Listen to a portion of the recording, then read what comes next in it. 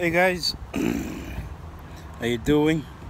Hope everyone is having a great time. I'm actually excited to make this video, man, because it's gonna reveal just a little bit about me. Usually, I talk about. I haven't really opened up a lot about myself, and I like to keep my life private. But as my YouTube channel grows, I want people to know more about me. You know. So thanks for clicking onto this channel, and please subscribe, like, and share this video. This is gonna be interesting, and I'm excited to tell this story. The reason why I want to tell this story is I've looked at how the police treat Africans in America, how they treat Africans in Europe, and also just how countries like Nigeria, I'm not going to say Africa because it's not the whole country, Nigerian police treat their own citizens there. So I'm going to look at that. I've looked at that. So I thought, maybe I should tell my experience in Australia with the police. But to tell this story, I'm going to take you guys just a little bit back, further back. So this might be a long video, hopefully not. I'll try to stick to half an hour. And when I mean way back, I think I made one video where I talked about, how I came to Australia. No one was there to pick me up at the airport and stuff like that,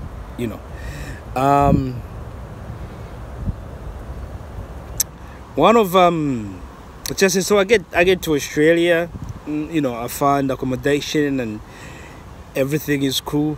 I had a little bit of money on me, which was quite good, because I haven't really spoken this much about my life in Zambia. But I was I was a very young I was running a motel, like our motel.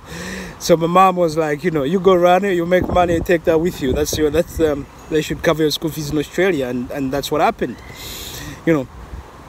So I ran it for a couple of years actually. I was managing. I was 19 years old, and I was managing about 50 people, all of them older than me. But that's a story for other days. So anyway, so I've come to Australia. Everything is cool, but then you gotta find work here, So I've gone there and bought myself a car, because Perth is very spread out. It's not one place where you're gonna be okay with just using public transport. There is public transport, and it's pretty good, but at the same time, sometimes you gotta wait, half an hour or something like that, and I'm just not patient. But if you want to get things done quicker, I think the best thing to do here is to drive. So I got myself a car. I remember it was a Nissan Pintara. It was but on the radio it always used to come up as Nissan Pintra. I don't know why that, but it was Pintara. And I think I spent like 3,500. This is back in the day, guys. I'm talking over a decade ago. So but this and I had a little job I was doing. It was making me a little bit of money, okay? And after that, I realized I didn't need that much money. And also when I came, I was doing a fast track course. So we had to do pretty much what people do in 1 year in 3 months. So it was quite intense, So I had to do that, I passed it and ended up, I went to uni. It was you got to go to college first, and then, that's how they put it. So I had to do that. So I didn't work as much initially. But as I started knowing more, Africans and just black people in general, I realized a lot of them were doing this, looking after, working in nursing homes, looking after old people. And they showed me how much they were making, so they were like, yeah. I was like, okay, that's me. But still, I just had this thing in my head, So, but you need to make money. So I thought, okay, and I like to make money. I'm always up. If there's chance to make money, they expect me to be there. So I was like, okay, cool. So apparently you had to do this course where I think you pay something like $1,500, and you do 2 weeks of theory and then 2 weeks of practical, and then after that, you get your certificate. Most people actually used to be given jobs straight away from wherever they were doing their practicals. So you had the first 1 week grace period if you want to change your mind, or else, yeah, you know, you gotta pay the full amount. So I went there, did the theory. The theory was fun. There was a few Africans. There's not just Africans. There was people from all over, you know. And let me just be clear here, because people like to make it's only Africans that are doing these jobs, and it's people from all over. There was Filipinos, there's Europeans, there's people from Latin America, you know. So it was good fun. The people there were fun. So we do that for 2 weeks, and then the practical part, you know, we go there on a Monday, you know, we do it. I did that thing for like up to midday. I was like, nah, this is not for me. And this is not throwing shit at people that do it. It pays well, and sometimes you gotta do what you gotta do. You know, I would respect anyone doing that and someone sitting on their asses, you know. So anyway, after like the midday, literally, I was like, nah, I can't do this. It's just like this because, you know, like obviously where I was like a manager, you know, and then it just didn't register well with me. So, and maybe that's the pride, but also there's just something in me that said, you know what, you can do better, you know, because I've always been an entrepreneur at heart, you know. So I went up and I said, I can't do this anymore, midday, and I quit. I left. I was there for like 3 hours or something like that, 3 hours or 4 hours. I was just like, nah, I can't do this, and I left. So I get home, I've just wasted $1,500 because you can't get it back, you know. So I was a bit mad about that, but honestly, I couldn't do it.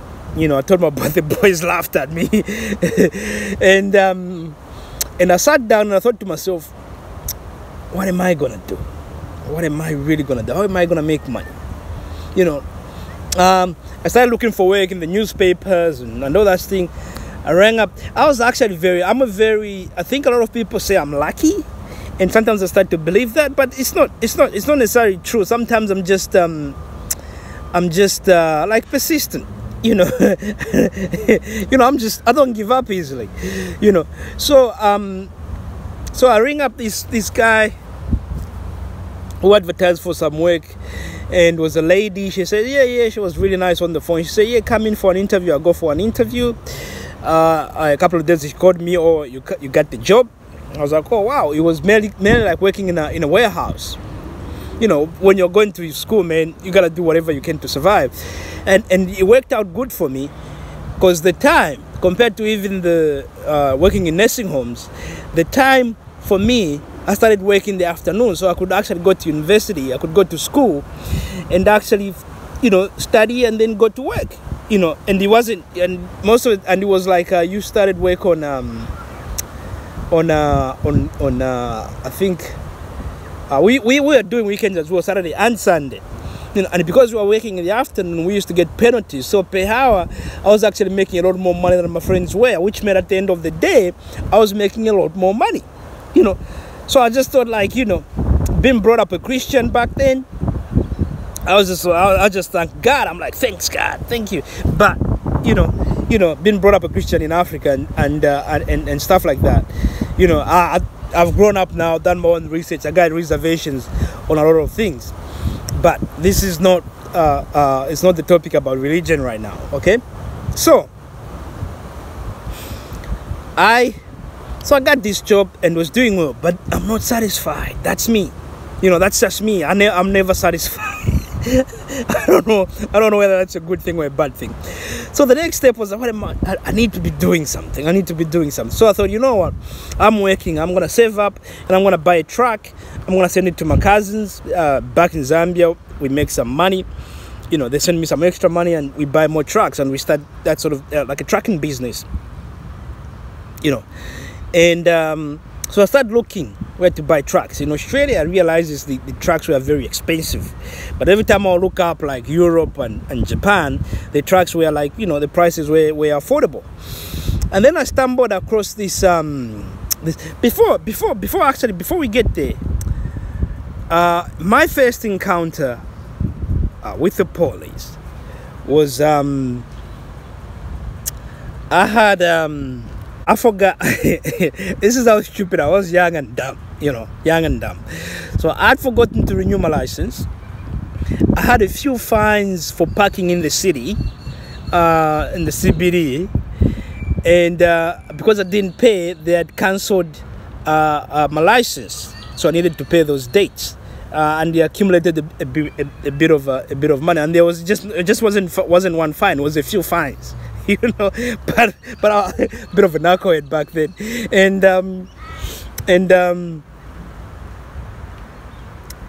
and one time I'm driving, and I park at the traffic. I stop at the traffic lights, and the police car like pulls up like next to me.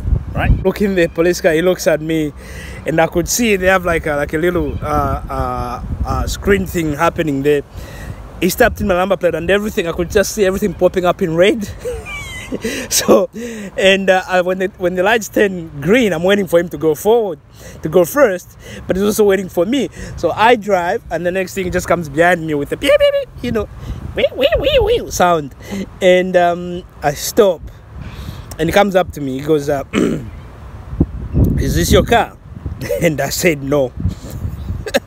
I said no, and he goes, "So what's show me your license?" And I said, sorry sir, I left it at home. Okay, what's your license number? It's like, man, I got an international number, I got an international license.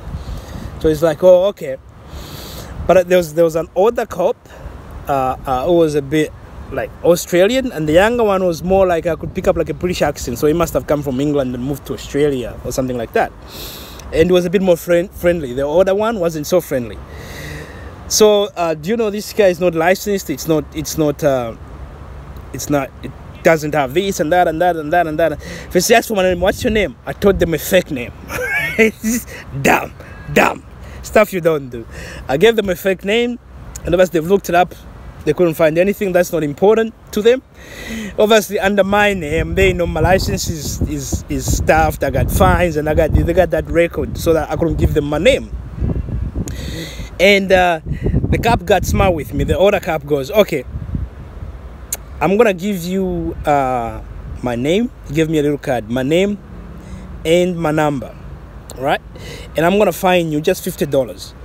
But for you to pay this, for forgetting your license, for you to pay, I want you to come to the station with this card, and just gonna fine you $50, which was like nothing, you know. So, but I knew I was in trouble, you know, because I now lied to the police, and they let me go.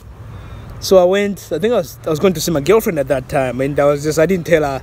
Nah, I just said I had stuff with the police, you know, and then it just hit me like, I've lied to the police, I've done it, oh man, I'm gonna be in so much trouble. So the next day, I ring up the number that he called. Luckily, the young cop answered, and I said, dude, you stopped me. And he goes, yeah, I remember you. How you doing? I'm like, yeah, I'm doing great. I'm like, no, it's so great, man. I'm stressed out. I'm like, yo, I lied. All right, that was me. Yeah, and he goes, but did you give us the correct address? And I said, yes, I did. He's like, okay, we'll come and see you tomorrow at midday, right? So I was like, yeah, cool. And I go to, you know, the following day comes, me and my housemate are chilling. I was living with this other guy. He's like Australian white guy, but he just got a job. He just moved to Perth, and he got a job as a project manager at this construction site. So he goes, you know what, I want to go and check out this construction site. Let's go there. I think we left around 11 o'clock. So I said, yeah, I'm doing nothing. Let's go. I'd like to check it out too. So I go with him. It was a long drive, right? I forgot that at midday, 12 o'clock, the police were coming to see me, right? And we go there. It was like 12:20 or something like that. Yeah, my phone rings. I answer it. He goes, where are you? I'm like, oh, man, I'm sorry, bro. I'm sorry.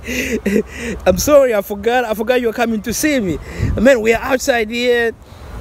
We've asked your neighbors. They've said that, yeah, you live here. I'm like, yeah, I gave you the correct address.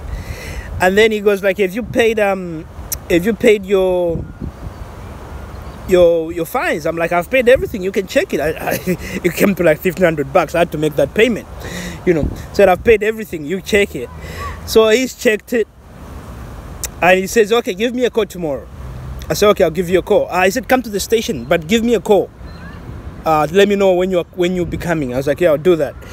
So the following day, I gave him a call, and they pretty much said, and I pretty much just said, so we started talking, and I just said, you know what, man, I'm having my exams, you know, I'm stressed out, and I was stressed out. That's why I lied. But, you know, I've paid my fines. It cost me, I think it was between $1,200 and $1,500. I'm talking about a long time ago, guys. I'm old now. I was young then, and as you can see, dumb and young. Excuse me, I wasn't broke though. And the young cop just said, you know what? All right, I don't want to catch you again. Don't ever do it. Don't ever do that again. I said, oh, okay. Thanks, cop. Thanks, officer. And that's how he let me. You know, that was stupid. Never lie to a police officer. Always tell the truth. You know. But yeah, I was lucky. He let me go. You know. But anyway, now I'll go back to the story. All right. So that was my first encounter. So I'm looking up these I'm looking up where to buy trucks. You know, I'm searching the UK. Because my aunt lives there, and she's also talking about how she was giving me some insights. So look at this person, and they have these cars and all that stuff, right? But then I found this Japanese website called Trade Car View. I think they've changed their name now. It was called Trade Car View. And while I was looking at the trucks, I see the trucks. But the other thing I noticed there were the Skylines. Because I like sports cars. You know, back then, obviously, I wouldn't afford a Ferrari. But I could definitely afford to buy a Skyline. And when I looked at that, I realized the prices were cheap. And I compared the prices to the prices in Australia. Light bulb, bing, I can make money here. Because some of them were like $2,000. And you could sell them in Australia for like 18, 20, 30 grand. You know. I thought, damn, am I dreaming or what? But then I didn't know the rules and the regulations in Australia. You know. So now I'm in research mode now. You know, I smell money, I get into research mode, man. I ring up customs. And that's one thing I like about this place, and just about maybe developed countries. Like, access to information is so easy. That's why I'm a big fan of Rwanda, because Rwanda is heading in this direction. And I ring up customs. Yeah, they actually told me that you are allowed to import one car a year. Every 12 months you can import one car. I'm like, cool, what do I need to do? And he runs me through everything. And the guy was so nice. He's like, you know what, if you want, I can send you a brochure. I'm like, yes, please. So he sent me a brochure, and he had everything there. He had explained everything. I'm like, oh, this is perfect. So I started searching for a car. I found the Skyline I wanted to buy. I look at all the security stuff and all these things, and everything is ticking boxes. I rang the guys at Trade Car View. They emailed me all sorts of information, and everything is going well. You know, I find the process was, once you bring a car into Australia, before it can come to you, you have to go to a guy who's supposed to provide compliance for you. And once they provide compliance for you, and then they take it to the pit. The pit is just to go and get your radio, your number plate. You know, they test the car and all that stuff. So it's like, okay, cool. I found the guy who could do that for me. He's like, yeah, bring your car when it arrives. And I bought my first car. You know, within like a month, it was in Australia. We do everything smooth, and I'm telling you guys, smooth. You know, the only part that actually ended up costing me a bit more was the compliance guy. You know, it sort of doubled up my expense of like buying the car and shipping it. You know, yeah, things in Australia are quite expensive. But apart from that, people also get paid a lot of money. So anyway, so we get the compliance done and all that. I get the car, I go there, pick up the car, right? There's a little magazine. It used to be right now. By then there was no eBay, and I think eBay was there, but I don't think there was a Gumtree and all these other things that are there. There used to be, the popular thing was this magazine called Quokka magazine. Quokka is like an animal in Australia, and they named the magazine after the animal. You know, that used to come out every Thursday, and it was just where the locals, like a local thing where the locals advertise stuff. So I put in the ad. It comes out on Thursday. That day, Thursday, like 6 o'clock, I got someone willing to buy the car. They're pestering me, or they say, okay, I'll be at home at 6. They come over, we go for a test drive. We bring the car back. She goes, was actually a chick buying it. The boyfriend already had a Subaru WRX. So she goes, I like the car. I told her, like, I've just imported. They didn't believe me. They thought I was BSing, you know, until I showed them the papers. So I'm like, so no one has literally driven in Australia except for me, you know. So you don't have to worry about people thrashing it and all that stuff. It's straight from Japan. She was excited about that. She goes, yep. She goes, I'll tell my mom. We'll come back at 9 o'clock, 9 p.m. I don't know where they even got their money because the banks were closed at that time. They come back 9 p.m. cash, $18,000. And I spent about, I think I spent $8,000 on everything. $18,000 cash. Whoa! Now I'm excited. And I'm going, within 1 month, I more than doubled my money.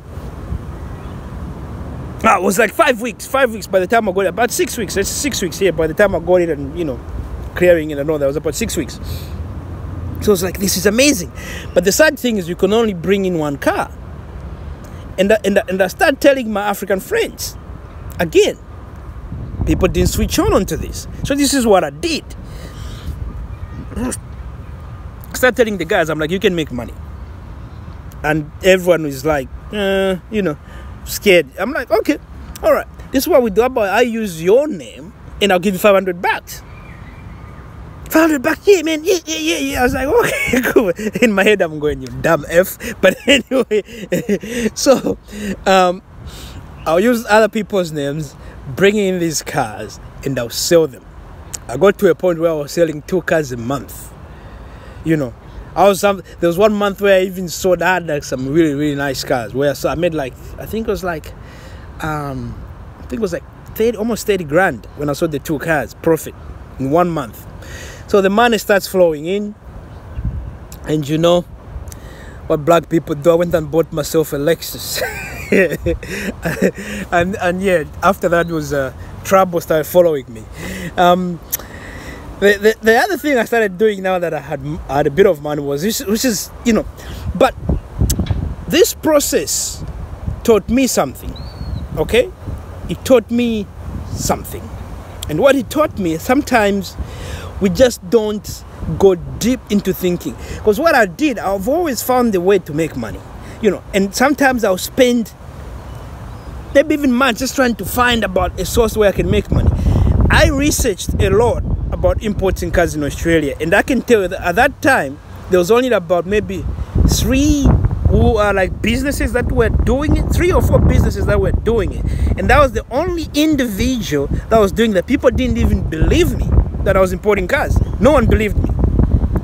So the lesson I learned from this is that for people that have moved to newer countries, please do your research. There's a lot of things there that you can actually get away with that the locals don't even know. That's what I learned from this. And also I learned about, you know, us believing in ourselves. You know, us just believing in ourselves, because I've always believed in myself. You know? So I started making a bit of money, right? And you know, there was a month where I'll sell 2 cars, and sometimes it would take a few months because I needed to find someone I can use the name and all that stuff, you know. And the other thing I started noticing, like when you believe in yourself and you start doing things that you like, not trying to impress people, things just start falling into place. I'll tell you what. This is one thing that I started. I don't like nightclubs. I can go to a nightclub, but I'm not a big fan of, like, you know, nightclubs. I just find sometimes it's silly because you gotta scream to talk to people. Hey, how you doing? You know, like the music is loud. I get uncomfortable. I can go, and I used to go, but I just notice, you know, some people just get the excitement that I don't get whenever someone mentions, oh, we're gonna go clubbing. I just didn't get that. So what I started doing was, where I lived, we had like a projector. So I started having like Sunday sessions where I'll put up a movie. I remember back in the day, it was like, you know, I'll put up epic movies like Gladiator or that Brazilian movie, City of Gold. You know, like really movies like that. And then I'll organize a barbecue and a few drinks, and people would just come and chill. You know, students come and just chill, and we'll talk about Africa and talk about things and all this stuff, and just, you know, just have a great time. But as more people came, I started using those people to see if they wanted to import. If someone wanted to spend money and buy, but most people didn't. So they wanted to make the $500, you know. But then after that, women started coming. I love, I think that's man's weakness. We love women. I guess I'm not the only one. And it's just, you know, I didn't have to go to a nightclub to go and shake it on the dance floor and show my moves to attract the females. I'm just like laid back, chilling. And it's just, that's the other thing I learned. You know, you gotta do things that you enjoy doing, and the rest will just fall in place. You know, because even like people from my anyway, it's not a topic. This is not about that. But I have to say, where we were was like the UN, man. At this college we were at, it was like the UN. There was kids from all over the world who for the first time went living with their parents, so they went a little bit wild. Let me just put it that way. It was good fun though, you know. So anyway, so I went and bought myself a Lexus. And one day I'm driving with a few friends in the car, and I get stopped by a police officer. There was that, actually it's not just me, they were stopping a lot. There was like a police stop thing, they were just checking. So I get stopped there, and the police officer comes up and he asks me a question: is this your car? So I get cheeky. I pull out my driver's license and I give all I'm handling to them. I said, no, I stole it. But he knew I was just being cheeky. He grabs my driver's license, he goes and checks, he goes back to his car, checks it, everything was ticking, everything was fine. He grabs, oh, okay, you're free to go, sir. And I left. Nothing happened. Okay. Then the third one was I was coming from, what was that? I was coming from somewhere. It was at night, maybe like 11 o'clock or so. And it was like 11 o'clock or so. And we have here what we call booze bus. I don't know if you guys have it in America, where, you know, it's a big bus, there's police officers there, and they're drug testing, they're doing everything, right? So the time I was getting there, I think they were just finishing up. So they were just letting air. They're not finishing up, but there had a few people they had stopped who either were intoxicated or, you know, needed to be tested. So they were the officers were quite busy. So they were letting all these cars go through. But obviously you slow down, and, you know, they're letting all the cars go through. And when he came to me, he puts up his hand real quick, stops the car. And I'm like, oh, there we go again. So he's gonna let all the white people go through. He sees a black man and they stop him. This is gonna be interesting. So I started going through my stack of CDs, trying to look for NWA, the album, so I can look for F the Police. So he comes up to me. I lower the window down, and he puts his hand through the window, and he goes, your lights are on high beam, sir. And he turns it down for me, and he removes the hand. He said, good night, sir, you're free to go. I was like, damn. So I drove off. Nothing happened. He didn't tell me to get out or stuff like that. That's never happened. And there's even instances where I remember one time I had this natural, you know how you have the dangling thingy, what do you call it, the air freshener. And one time I had this, someone had given me this natural one. It was like a big bag, but it was all like natural. So I've put it there, and the police stopped me, and he just came up to me and he said, oh, you know, someone might stop you and they'll fine you for that because it's so obstructing your view. And he goes, I know it's stupid, but just take it off. So I took it off, and that's it. He let me go. Another time was again, was just a random store, booze bus. They were stopping everyone. He stops me. I'm playing some good music. This cop comes up and says, man, you playing some good music here, making me feel like going out and party all night. And he just, you know, we chatted for a little bit. Yeah, he let me go. I go through. So I say this has been my experience with police officers in Australia, but, you know, also in this this video, I just wanted to share a little bit about some of the things I've done, and also to tell people, especially new students, if you're an international student from either Australia, I think trade car view doesn't exist anymore. I stopped importing cars a long time ago because it became quite hard to find. It's like there was a time when Japan opened up to everyone. I think even Africa, they were making a lot of money in Africa, so the cars, like some brands or some models of cars, became quite scarce, you know, so they didn't really have the nice ones. Sometimes you import it and you're gonna need to fix it and do all sorts of things. But I started importing the V35s. I think if you check in my early videos, there was one that I actually kept for myself, so I've had it for some time. I sold it just a few months ago, but I've had it for a few years. You hear the sound in one of my early videos there. It was just me driving it around sometimes, you know. I like sports cars and I always buy sports cars, but the worst thing I did as a youngster was to buy a Lexus. There was no need for me to do that. I should have invested it, and this is just a message. I should have invested the money.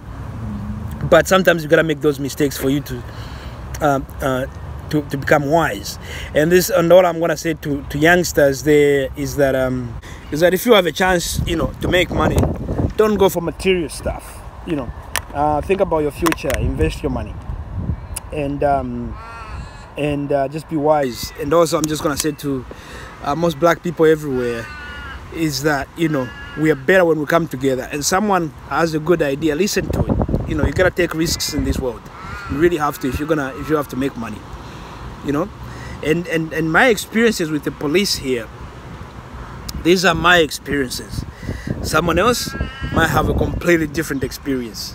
You know, but also you have to realize I don't drink much. I think I'll probably have 10 beers in a year, and mainly it's only when I go out and eat. You know. And I like to go out and eat. Sometimes I'll have a beer with food or something like that. But I'm not a huge drinker. You know, I don't smoke, so I don't spend a lot of money on things like that. And also, when you make money, make sure kids don't start popping up. Okay, child support is not a good thing. You know. So yeah, so this is my experience. Someone else might have a completely different experience. I think there was one guy who was more into, it was just a live wire. It was everything, he looked at everything as racism. The police would stop him and before they even say any word, he's lambasted them with all sorts of words. And that used to get him in trouble. But you gotta know, like I say, I don't drink much, so I'm not into what I call stupid stuff. Like, you know, drinking and fighting and all. Even as a child, I wasn't really into that. It's not my way of life. So maybe that's why I've been able to get out with a few things. But that has been my experience. Okay? Thank you for watching this video. Please share, subscribe, and like. Thank you. Bye.